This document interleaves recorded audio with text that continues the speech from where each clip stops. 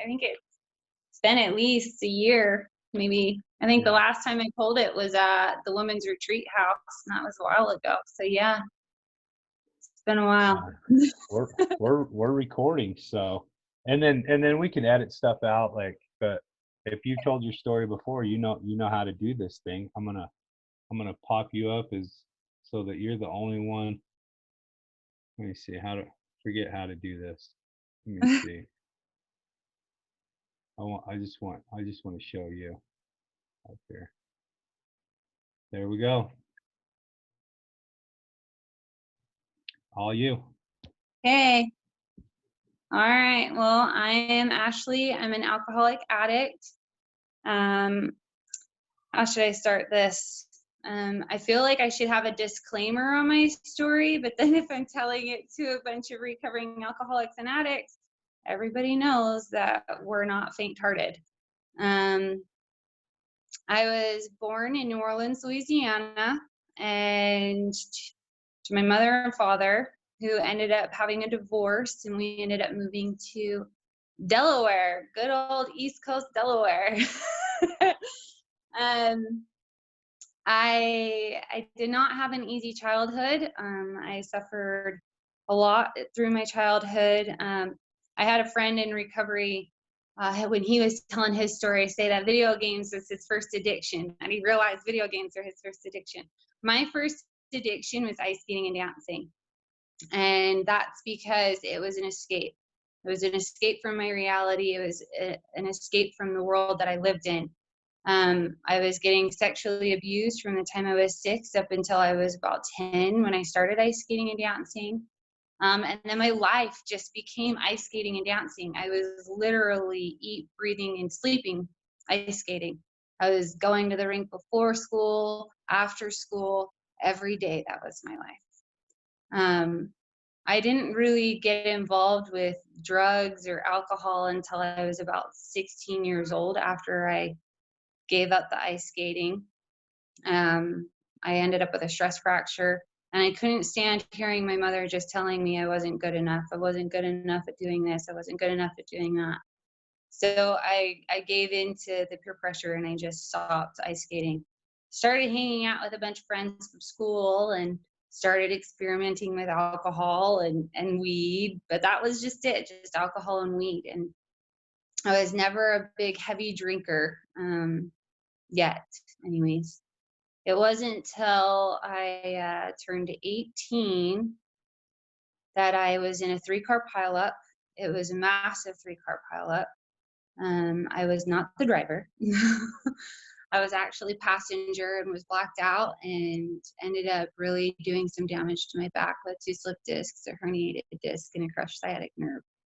And out in Delaware, doctors just handed out prescription medication like candy. So they pretty much told me I either needed to have back surgery, or I needed to be on these pain meds. And at the time I was in cosmetology school, and I was like, I'm not having back surgery. That's not happening. Like, I'm in school, I'm not doing this. So I was taking OxyContin 80 milligrams, which was way too much for me to be taking. And I noticed that it was more effective at nighttime. It just helped me get through sleeping, and then I would just suffer through the back pain through the day.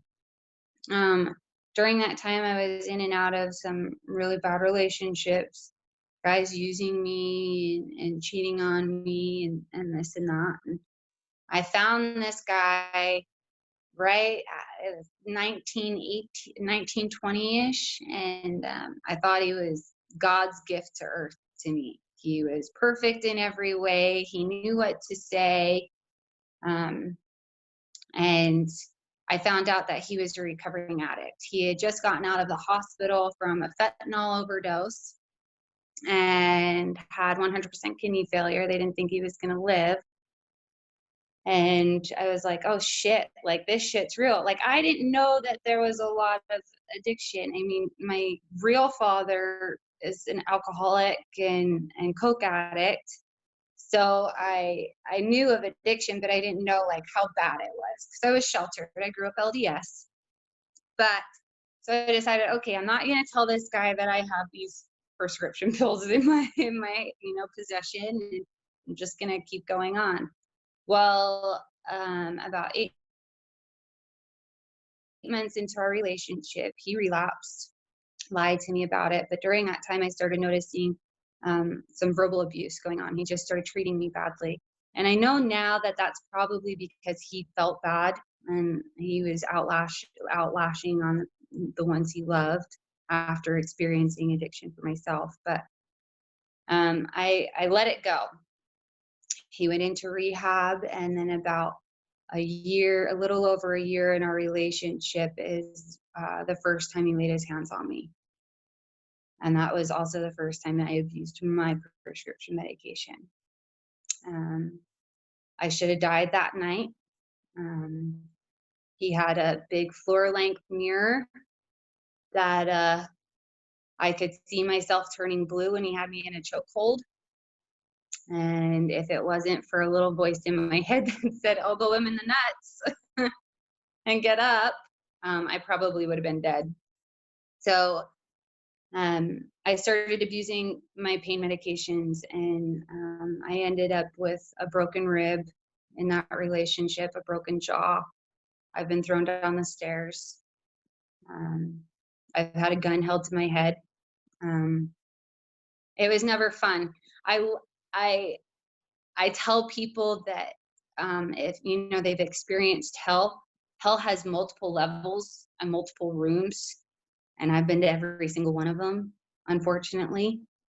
But it's just because of everything that I've been through. And I stayed with this guy. Unfortunately, I stayed with him, kept making excuses for him. And he was my next fix eventually. He was the way that I got drugs. He was the way that I was able to get that next fix when I was out of my medication.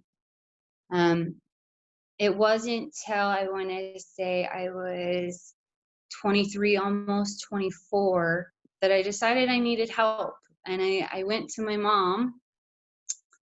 Actually, I went to my dad first, my stepdad, who I love dearly now. He's amazing.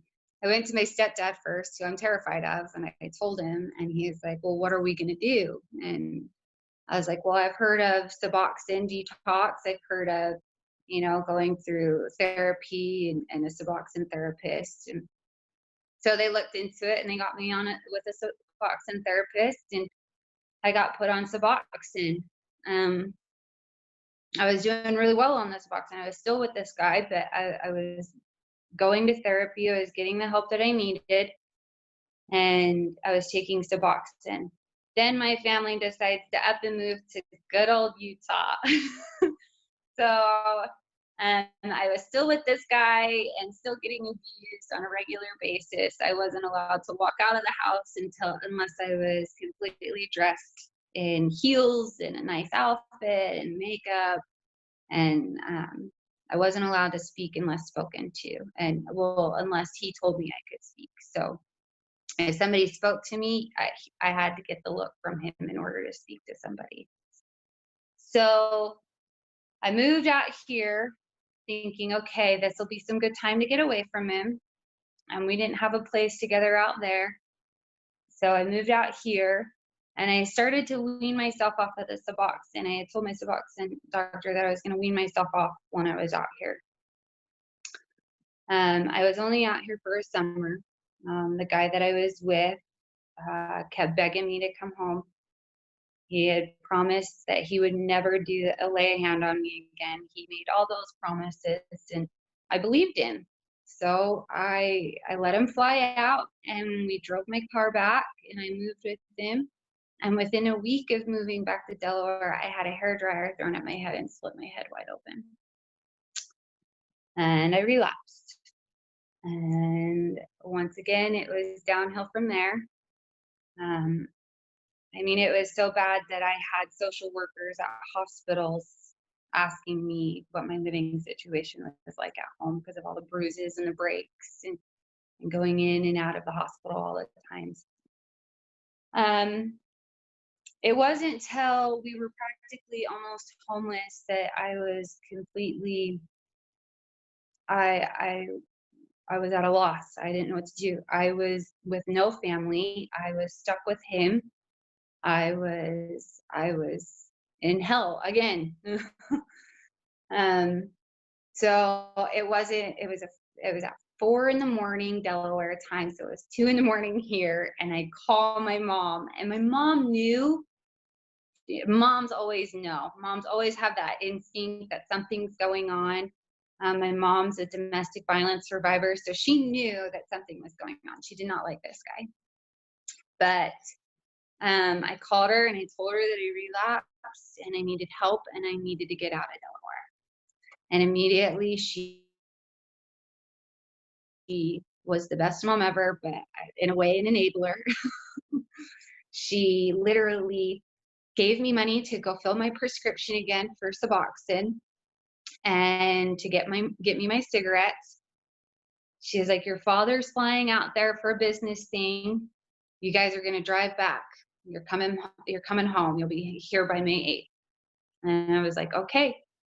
So and she even told me, "Don't tell so and so until the day you leave. Do not tell him," because she knew that he was gonna try to stop me. So I didn't tell him until the day, and he bawled his eyes out and he cried and he cried and he cried. And he tried to make promises, but I ended up driving back out with my dad. I said, if you know what, someone in this relationship has to get better. And if it's going to be me, it's going to be me. So came out here, was on the Suboxone again, and realized it was about a month to 2 months of being here of what the reality was of how damaged I was from the abuse and the trauma that I had suffered. And my mom immediately got me into therapy. And my therapist, who was amazing, it was Rational Recovery. He literally helped me get back on my feet and deal with my trauma and deal with everything. And I weaned myself off of Suboxone. And I was doing great. I was drinking still, but I wasn't using drugs. And I was doing good. I had 5 years clean. I got engaged during that time. I was happy. And then on March 24th, 2016, my very best friend and brother died from a heroin overdose out in Delaware. And he was my confidant. He was my rock. My mom said it was not a best friend. It was not a brother. He was really my husband, who I've known since I was 10 years old. He knew everything about me. And I shattered. My world shattered. My life shattered. It hurts my heart to even think about that time. But my mother on the phone when she said that, and she was listening to me scream and cry, and she made me realize. Well, I hate to say she made me realize, but I realized that I couldn't be in a world where he didn't exist. So I relapsed. And this time I was going to go out with a bang, and I was going to do it the way that he did it. And I went and I found heroin, and I smoked over a gram of heroin. After 5 years of being clean, I smoked a gram of heroin. It was my first time with heroin. And I didn't overdose. I didn't die like I wanted to. And I repeated that for 6 months straight. For 6 months, I would get more heroin, and I would try to kill myself on a daily basis. And it wasn't fun. It was torture. Was in a relationship, and I got out of that relationship because I didn't want him to feel the way that I was feeling. I moved back in with my mother. I isolated myself. And my mom knew. Like, again, moms always know. My mom knew that I was using, and I was pretty much trying to die. And she was doing everything in her power, essential oils with lavender. And she was doing everything because I was having night terrors and PTSD. And it was a hell, another hell yet again. Um, and then I had this dream where he came to me in my dream, and he talked to me, and he was mad at me. And I'll tell you, I had God experiences when I was using. I literally would sit in my room with my lighter and try to smoke my heroin, and the windows are closed, everything's closed, and my lighter would blow out. I would go to get more heroin, and my car key went missing, and I still can't find that damn car key. I mean, I moved out of that house a long time ago. Um, and it was all signs from him telling me, what are you doing? Like, this is not how you're supposed to be living. You need to go on and live, and you need to do what you love. And so that's when I went and I told my mom, I need help. I need to get into a good treatment. And my mom, my mom had heard of ACT from another friend's daughter going to ACT. And she's like, I know of a good place. We're doing it. And she had for years told me that I needed to get into AA and NA. And I was like, that's not for me. That's not for me. I don't believe in God. Why would I do that? So, but at that point, I was so willing to do whatever it took to get me better. So I went in. They made me detox for 12 hours before I could go in.